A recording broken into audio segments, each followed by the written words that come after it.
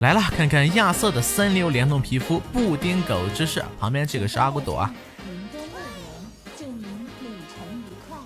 美味加成，冒险启程。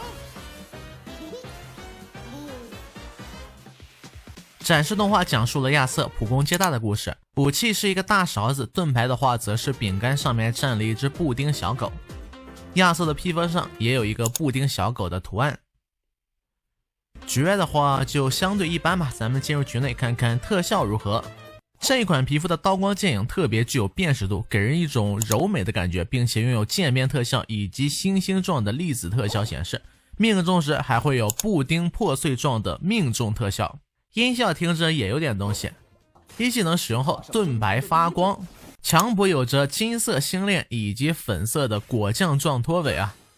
命中时的印记是一个金光闪闪的王冠，毕竟是王者嘛。话说咱们这个大宝剑啊，局外看着有点怪，局内看着好像也不太正常。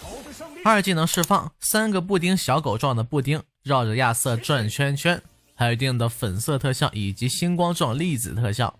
在命中敌方单位时会有布丁破碎的特效显示，以粉色为主啊。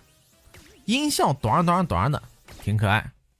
接着是大招，是构建了一个舞台啊，有着一些吊灯等元素，整体特效不算特别浓，法阵持续期间还会有渐变效果显示，颜色层次感都比较丰富。总来看的话呢，这款皮肤的普攻刀光剑影以及音效是我比较喜欢的类型。作为一款史诗皮肤呢，它会在4月25号以礼包的方式上架，还会带有一个个性按键，到时候呢应该也会上小店，希望大家来支持一下。并且还有一个叫做布丁狗之颂的星源皮肤，整体的特效是换成了奶油草莓，咱们的亚瑟也穿上黑夹克了。乐园相见，欢乐无限。和我一起上演。说实话，我更加喜欢这一款的配色，可能是因为我比较喜欢吃草莓吧。咱们还是进入局内简单的看一看特效如何。这款皮肤的特效就是以粉色以及红色为主的，当然也会夹杂一些黄色作为点缀，并且一技能的印记效果也做出了改动。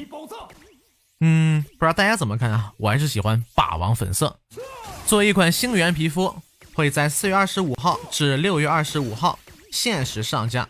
发型30个紫星币，服饰60个，武器90个紫星币。不知道大家更喜欢哪一款呢？